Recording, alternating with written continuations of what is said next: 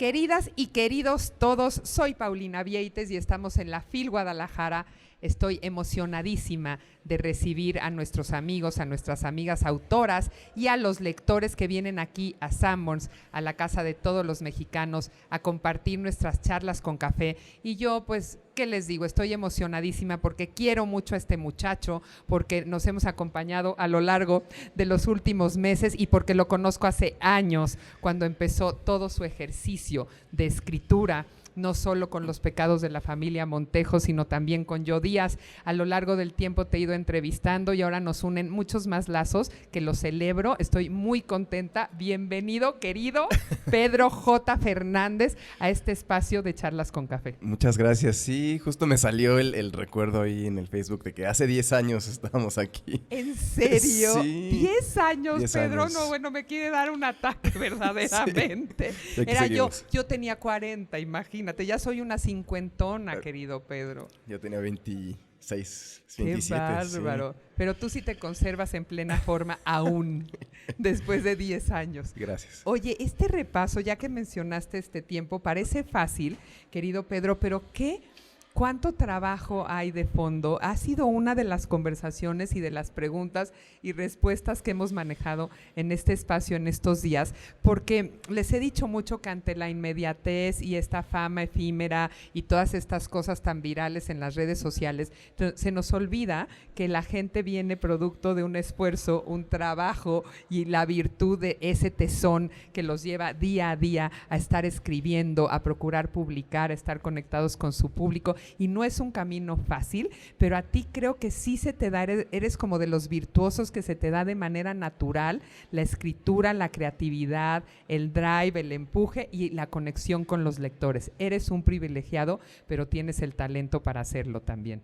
Gracias. No, digo, es mucho trabajo. Estos libros llevan muchos desvelos, llevan muchos de estar ahí escribiendo a las 2, 3 de la mañana. Pero bueno, al final aquí está el resultado de años de estar trabajando y metiéndome a la vida de estos personajes y humanizándolos. Y por supuesto, cuando te metes a la vida y a las reflexiones de ciertos personajes, también lleva mucha introspección y mucha investigación. Mucha también. investigación.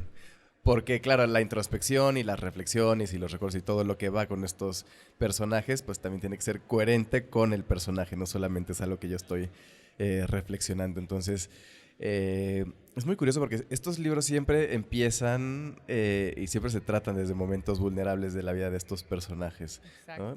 Díaz e Iturbide desde el exilio, Zapata a punto de morir, Malintzin cuando le van a arrebatar a su hijo y tiene que contarle su historia. Brutal. Entonces eso conlleva que los personajes sean más reflexivos sobre su vida, que sean también más autocríticos y que cuando cuenten su historia no sea tan...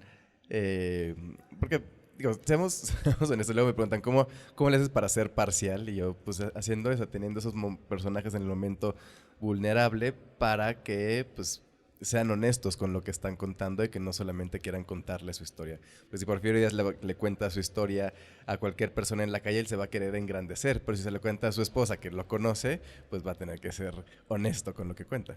Claro, es muy inteligente eso y creo que ha sido mucho del signo y del tipo de escritura que tú haces, mostrando a los claroscuros de estos personajes y pasas como de lo monográfico a lo tridimensional. Y eso me ha encantado siempre de tu obra, Pedro, porque nos has hecho a gente de todas las generaciones que te seguimos y que te leemos, entender a los personajes en toda su dimensión. Como tú bien mencionas, desde un momento vulnerable, que es como empieza cada una de estas obras que ya tenemos colección, caja y demás, estamos de fiesta, cambio de casa editorial, que eso también es muy importante decirlo, y de pronto sí, nos vemos ahí en los zapatos de estos personajes que conocíamos de repasadita en nuestras clases de historia, que están siempre en los gritos, en las conmemoraciones y demás, pero, y que están en lo profundo, obviamente, de nuestro ser mexicanos, pero que más allá de eso, tú recorres muchos pasos que tenemos olvidados, ¿no? Y nos muestras esa vulnerabilidad.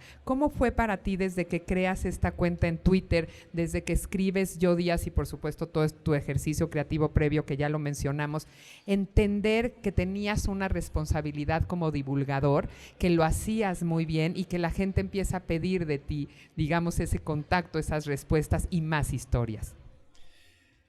Pues nace yo crecí leyendo novela histórica, no lo recomiendo, pero yo leí Los Reyes Malditos a los 10 años. Exacto. Y yo Claudio.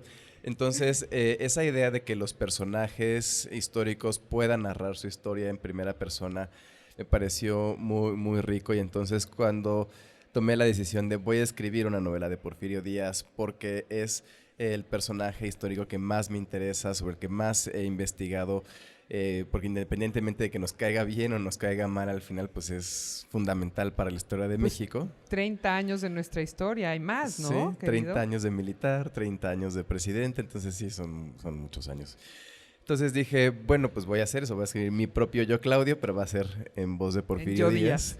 Desde el principio lo planeé como quiero sentarme a tomar un café con este personaje, quiero que me cuente su historia, así es como la va platicando, quiero que el personaje me platique su historia. Al final sí sé que se la está contando a su esposa, pero es un poco más el recurso literario, pero me la está contando a mí, me está contando todo lo que vivió. Quería detenerme en su infancia, porque creo que no hablamos suficiente de la infancia de estos personajes, no sabemos cómo eran de niños. O sea, queremos venderle luego historia a los niños y no les decimos cómo eran estos personajes de niños. El único personaje que medio conocemos es Benito Juárez, porque tenemos esta imagen extrañísima de él de niño sentado cuidando ovejas, tocando la flauta, que no sabía tocar la flauta, por cierto. Pero de los demás, ¿no? Entonces, poder conocer a estos personajes de niños y cómo fueron desarrollando su personalidad, cuál era la relación que tenían con sus hermanos y con sus padres, que al finalmente define quiénes son y quiénes somos todos como personas, pues también fue muy rico y fue adentrarme a otro momento de la historia.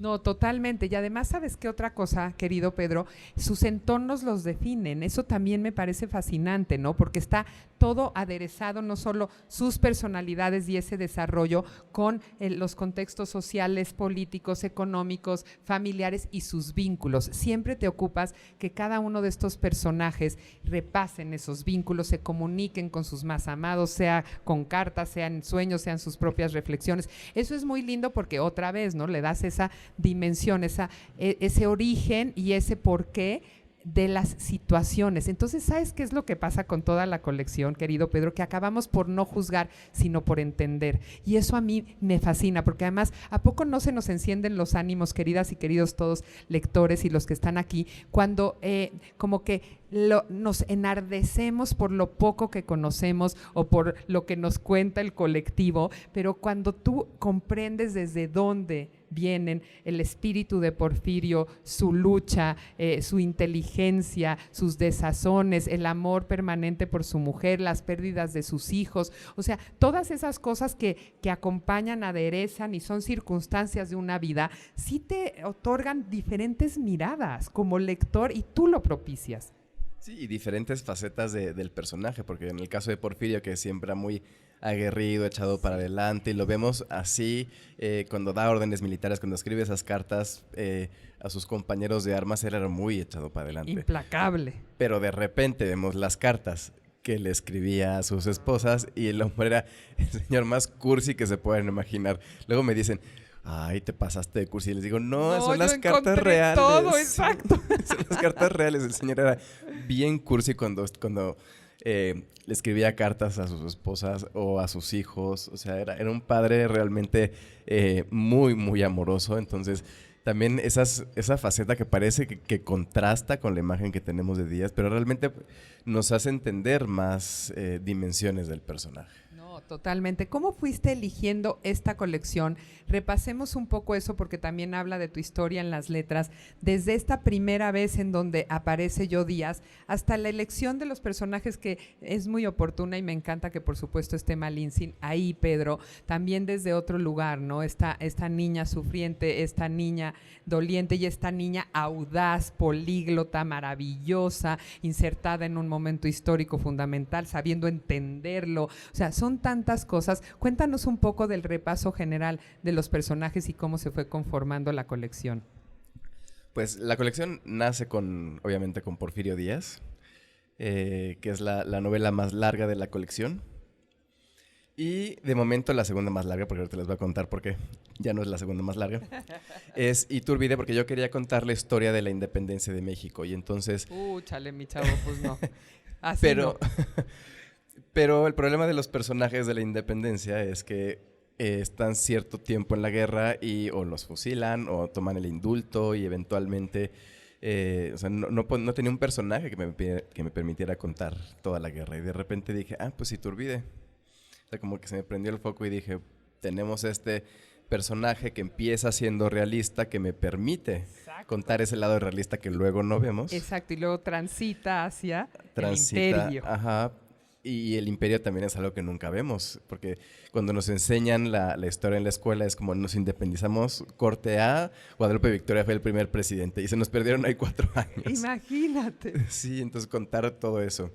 Y luego... Zapata fue primero morir de pie, ¿no? Antes que Malintzin. Sí. Sí. Sí. Porque terminando Iturbide dije, voy a escribir la secuela de Ello Díaz. Y entonces, pues andaba yo así como, claro, lo natural hubiera sido escribir a Madero. Pero cuando empecé a darme cuenta que realmente Zapata era quien me daba toda esa marginación, toda la opresión, el robo de tierras, la lucha agraria y todo, me pareció mucho más interesante que la secuela de Ello Díaz fuera Morir de pie para hablar de Emiliano Zapata, y entonces así quedó como el tercer tomo de la saga. Y el cuarto nace de cuando escribí el libro de Mexicanas que hicieron historia, me cayó el 20 de, claro, Malintzin era una niña. Una niña. Una niña, porque siempre, como los Morales, siempre es una mujer de casi 30 años y a veces así también está en las series y en las telenovelas y en la ficción. Dije, no, ¿qué pasa si realmente la ponemos como una niña entrando a la adolescencia que tiene que vivir todo este proceso de conquista? Entonces, por un lado, pues me hizo admirarla todavía más por haber sobrevivido a todo eso siendo una adolescente, y por el otro lado dije, claro, también hay que contar esta historia desde otro punto de vista, donde ella, que fue protagonista, le estoy dando el protagonismo, estoy hablando de las mujeres durante la conquista, porque... Que eso es importantísimo, porque no se aborda desde ese punto de vista. Sí, porque entonces habla ella o hablan otras mujeres, o lo que ella escucha siempre es de otras mujeres. De toda la voz, la voz principal es de Malintzin, pero las voces que están alrededor siempre son de mujeres, y me pareció refrescante poder contar así la conquista. Y el que viene el próximo año, que lo van a ver en la solapa porque ya no es secreto, estuve escuchando a mis seguidores durante años de pedirme una novela de Maximiliano, y entonces el quinto tomo de la saga va a ser sobre Maximiliano de Habsburgo, entonces va a haber mucho chismecito real ahí en esa historia. Oye, me fascina escuchar esto, haberlo sabido además previamente, pero ¿sabes qué, querido Pedro? Estaba yo pensando, a ver qué piensan ustedes, ¿qué personajes tan magnéticos, salvo Maximiliano, que me parece que fue bastante pusilánime, pero igual y tú me convences del otro, todos los demás es una cosa de un magnetismo. ¿Te reconcilias con esa idea después de haber repasado estas vidas a profundidad y de habernos hecho conocerlas, con esta idea de que eran personajes que te parabas junto a ellos y era tal, ¿no?, como el impacto y el magnetismo y el carisma, que es como si la vida también conspirara para que estuvieran en ese momento, en ese lugar, y se volvieran las figuras que fueron, con todo, ya dijimos, con sus equivocaciones, con sus claroscuros, con sus heroísmos, errores, porque no nos vamos a poner a defender a cada uno. Bueno, no, yo sí defendería a Emiliano, pero ese es punto y aparte, pero no, ya Malintzin, pero me refiero, sí, ¿no? ¿Te pasa eso? ¿Te quedaste como con ese sabor siempre de qué bárbaro, qué personas? Sí, pero ves todo lo que vivieron en su vida personal, el país que les tocó vivir, sí, y siguieron adelante. O sea, sí son de estos personajes más grandes que la vida misma, sí, y aquí seguimos décadas y siglos después hablando de todos ellos. Entonces, o sea, no solamente era el magnetismo que tenían entonces, es el magnetismo que tienen todavía y que seguimos volviendo a ellos para hablar, para descubrir, para saber qué más nos pueden contar. Que esa era otra de las cosas que quiero platicar contigo y que nos dejes aquí como testimonio, justamente eso. ¿Por qué es relevante, Pedro? ¿Por qué escribir y ser un divulgador de nuestra historia apegado a los hechos reales, pero obviamente con todo el aderezo, me gusta esa palabra, de la ficción, para hacernos ver que es pertinente hoy, la revisión de estas vidas hoy? ¿Por qué? ¿Qué aporta? ¿Qué es lo que hace un gran divulgador como tú, un escritor prolífico a través de sus libros? ¿Qué es lo que nos deja hoy? ¿Por qué revisar ese pasado y a esas figuras? Bueno, yo creo que hay que dejar atrás el modelo de que la historia es memorizar fechas y frases y realmente ver a las personas que hicieron esa historia y ese pasado. Este tipo de esfuerzos de ficción histórica creo que nos ayuda a conectar con el pasado, que nos ayuda a cuestionar lo que ya nos habían enseñado. Y algo que traigo muy presente últimamente es decir, hay que contar la historia de una forma diferente, hay que humanizarla, porque si no humanizamos la historia en el futuro, ¿cómo van a contar nuestra historia? Queremos que nos humanicen cuando hablen de nosotros en 100 años. Para hacer eso tenemos que cambiar el modelo ahorita para humanizar a los que vivieron hace 100 años. Tenemos que encontrar a esas personas, tenemos que dejar de juzgar también a estos personajes desde donde estamos, porque claramente cambian las costumbres, cambian los tiempos, cambia la forma de ver la vida. Ellos se comportaron como eran los usos y costumbres de sus épocas y tomaron las decisiones pertinentes de acuerdo a eso. Y pues quién sabe cuáles sean las costumbres dentro de 100 o 200 años que no nos podemos juzguen. Juzgar, exacto. Entonces sí hay que verlos a los personajes en su justa dimensión, y humanizarlos hoy implica que nos humanicen a nosotros en el futuro. Somos el puente entre el pasado y el futuro, entonces tenemos que mantener ese puente vivo y tenemos que mantenerlo fuerte. Y esta parte de servirnos, o sea, ¿cómo revisan? Tú que además estás en contacto con tantos lectores, con tantos chavos, niños y demás, ¿cómo se revisa en las escuelas? Me consta que a cada rato te están en las escuelas invitando, están analizando a los personajes. ¿Cómo se revisa y de qué nos sirve hoy el contexto social, ya lo dije, político, económico que vivimos hoy? ¿En qué se conecta con ese pasado? Pues sí, estos libros, sobre todo el de Iturbide y el de Malintzin, les ha ido muy bien en las escuelas, justo porque hay maestros que, y lo agradezco muchísimo, porque digo, no soy el único autor de ficción histórica sobre México que leen, permite complementar lo que están enseñando en el aula, ¿no? Permite que tengan que entiendan el contexto histórico, político y social de otros tiempos, y que yo creo que eso va a ayudar a que esos niños cuando crezcan y sean adultos entiendan o aprecien o quieren cambiar el contexto, bueno, su contexto cuando ellos les toque. Entonces, entender el pasado también es entender el presente. Y la novela histórica también creo que en los años de formación ayuda a que veamos la historia como algo rico, interesante, que podamos seguir descubriendo eso, porque si no, esos niños que creen que la historia solamente es memorizar datos, pues dejan la historia de lado y ya nunca se meten ahí, ya no leen nada sobre historia y se les olvida su propio pasado, se les arrebata. Sí. No, totalmente, y hay que ponerlo muy bien plantado aquí. Por último, querido Pedro, las mujeres en todas estas historias, ya dijimos de Malintzin, pero quienes acompañan a estos héroes, a estos revolucionarios, a estos independentistas que están ahí, que parece que están en la sombra y juegan papeles fundamentales en su vida. Eres un defensor de la mujer y te lo agradezco, y las has hecho visibles además a través de Mexicanas para las niñas y los niños y los grandes y demás. ¿Qué hay ahí del papel de la mujer? ¿Qué fuerza tiene en las historias de todos ellos? Tiene un papel fundamental en todas estas historias. Siempre intento resaltarlo y que el lector sepa que estos personajes son así por las mujeres que los rodearon. En el caso de Porfirio Díaz, obviamente, sus hermanas y su madre, que fueron mujeres que lucharon mucho, Juana Cata, parecen, por ejemplo, personajes que no están ligados con Díaz, pero que son fuertes, como Sara Madero, Carmen Cerdán. En el libro de Iturbide obviamente está Leona Vicario, está La Güera Rodríguez, está Ana María Huarte. ¡Qué mujerazas! Bueno, en Malintzin ya vimos que están todas estas mujeres importantísimas. Y en Zapata están las soldaderas. Emiliano Zapata trabajaba ya con periodistas. Fue el primer líder revolucionario que les dio cargos. Había coronelas y generalas porque Emiliano Zapata les daba cargos en sus filas. Entonces, También estamos hablando de que las mujeres tienen momentos muy importantes, momentos estelares en estas 4 novelas. Ay, pues te felicito, querido Pedro. Vamos a por mucho más. Yo te acompañaré en este camino como siempre desde hace 10 años hasta hoy y lo que está por venir. Y bueno, pues bienvenido siempre a nuestras charlas con café. Felicidades por esta caja. Se tiene que comprar, regalar, distribuir, hablar de ella, etcétera, etcétera, en sus intercambios y demás en Navidad. Comprada, por supuesto, única y exclusivamente en Sanborns. Sí. Y ya nos tomaremos más cafés. Bienvenido siempre. Gracias. Un aplauso, por favor, para nuestro Pedro consentido. Y nos vemos nosotros en otra charla con Café de Sanborns. Estamos en el 5º día de la feria del libro más importante, la Feria de Guadalajara. Estamos aquí en Charlas con Café y nos vemos en la próxima.